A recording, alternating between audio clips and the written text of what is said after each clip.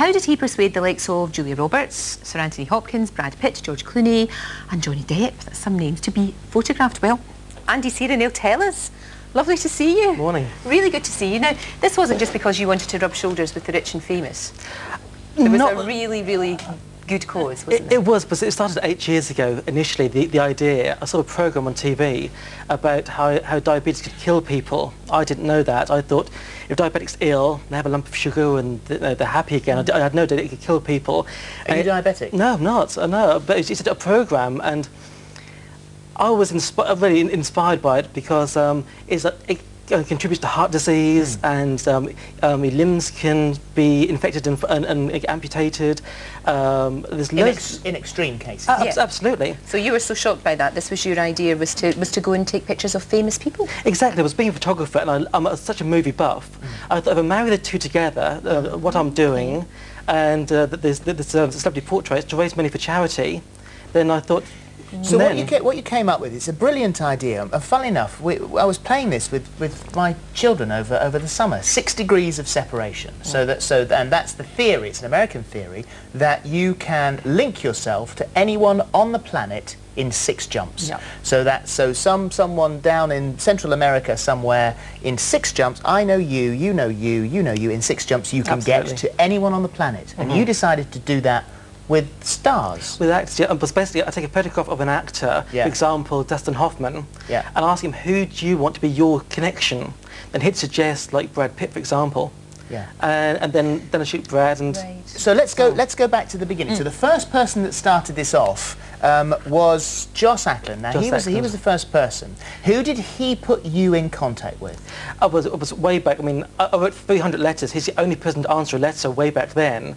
So Joss, he answered and said, Greta Scacchi, they work together in White Mischief. That's the husband and wife. And he said, the great friend, she lives down in south of England. And he said, I'm sure she'd love to do it. And he gave me her home phone number. So I phoned her myself. That's good. And then from her, what was next? How did you start? She then went to Alan Cumming. Oh yeah, I like him. And Alan's fantastic. I mean, I've seen him a few times, and we've become quite friends. So obviously, during this incredible journey that you've undertaken, with the fact that they have passed you on from celebrity superstar to superstar, you've ended up with some, as you say, some terrific moments. Yeah, absolutely. The picture behind you there, now there's Brad Pitt. You had been told, and we all expect, that Brad Pitt is going to arrive for a photo session with about 400 people. Absolutely. There's a truck going to arrive outside. Yep. So what happened to you? I was always told it's going to be the Brad Pitt experience. That there's going to be 15 people, bodyguards, personal trainers, assistant stylists. So I was at Shepperton, he's over here filming Troy, and I was at the studios setting up my lighting, getting everything ready, and I had a little squeal outside from some excited girls, and I thought, well, he's obviously here. And there's a little tiny sort of knock at the door, and I expected it to be like an assistant or a PA. Yeah. Flung the door opened, and he was there by himself. There was no driver, nothing. He'd come in, he put his arm around me straight away, said, "Hi Andy, how are things?"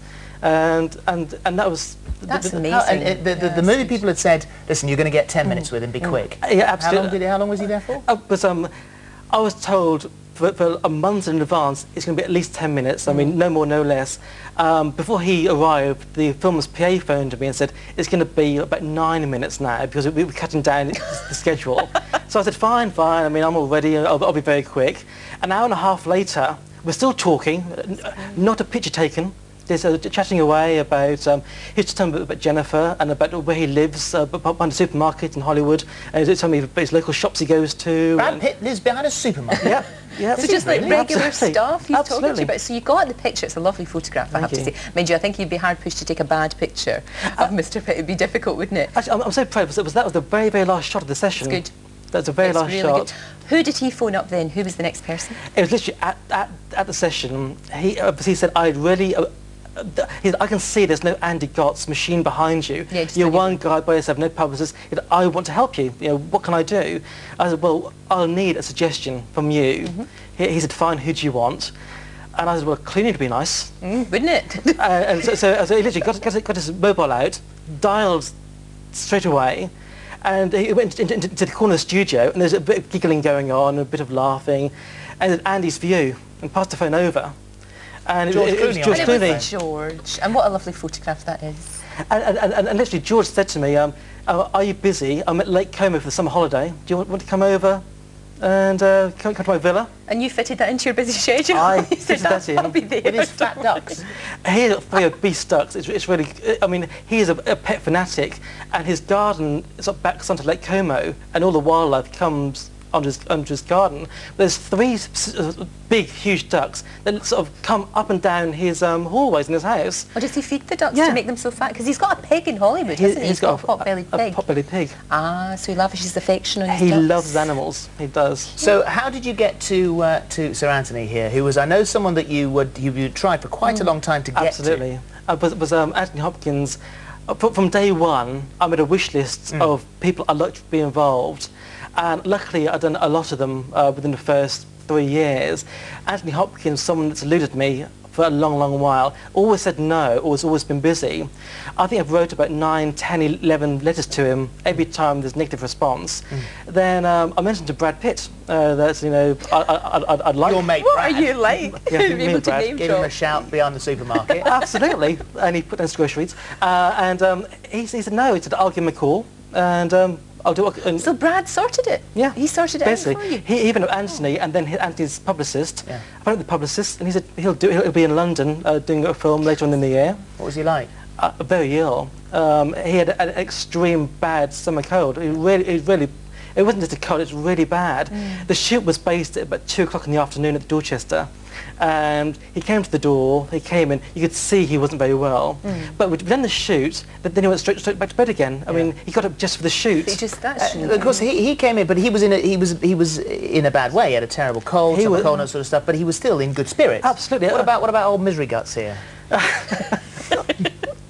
Yeah, I mean, Gwyneth, she's helped the project, so she's obviously a lovely person. Of course. Of course, but anyone who's given me time have been fantastic. But a lot of people have said no. Yeah. So obviously they're not very nice people. But Gwyneth gave me the time. She was in a bad mood, though. She wasn't happy. She also had a cold. She was filming the Sylvia Plath story over here. She didn't want to be there. She had an appalling cold. But I got the shot after about 20 minutes wanting her to smile, pleading for her to smile a tiny bit. And you were saying to her, you don't want to be here, do you? You don't want to do this. She yeah. didn't. She quite obviously didn't want to be where Absolutely. I literally said, no, I'm wasting film, really, because I can't use any of these shots. So I was a little bit joking to her, and I got the smile that I was looking for. You had to be a bit rude, didn't you? I had a bit naughty, but she So the look that you've got here is you decided that the only way to get any sort of reaction from her was to give her a hard crude. time. Basically, be crude. be crude. And be rude. So you said something to her, which we can't repeat now on television, but you said something, and that is her look to her publicist. That is that. I mean, literally, I said quite a loud mouthful. The publicist dashed in the room. Gwyneth started laughing hysterically, turned to her publicist, and that was a shot as It's she a was. cracking shot, though. It's really good. And but I mean, she has. I mean, people like Gwyneth who are brought up in like her parents are actors, Yeah, and sure. so obviously people born into the industry. This is like an everyday thing to them.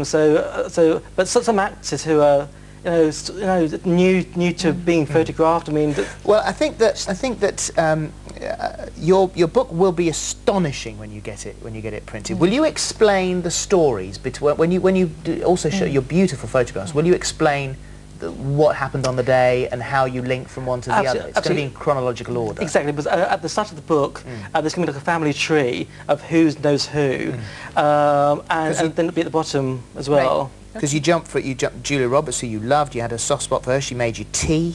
You got Jude Law, who you thought would be very particular about his looks. He wasn't. He was nice and easy. Gwyneth, who we've talked about. Anthony Hopkins, we've talked about. You go from Michael Caine through Kate Winslet. They're all there. Alan Rickman, Sigourney Weaver, Kirk Douglas, Quentin Crisp, John Hurt, Richard Harris, all jumping from one Absolutely. to the other. It's a really good idea, it's a and you must fabulous have story. something about you that you can gain their trust and get them to relax like that. Well, I Very mean, good. but it was normally I say I want 10 minutes, and Yeah. a lot of photo shoots last for a long, long while. But they think 10 minutes, I'll never do it in 10 minutes. And But when I do it in 10 minutes, they're like amazed. They're their friends. Well, you should have given me a call. If you'd given me a call, I could have got you Gordon McGopher. See, you know, what a missed opportunity didn't that ask. was. Tough now, too late. Yeah. Thank you very much indeed, Listen, thank you, and well done. And for lots more information on diabetes, because that's what the whole project is in aid of, and how you can help, do take a look on our website or ITV1 Teletext page 654.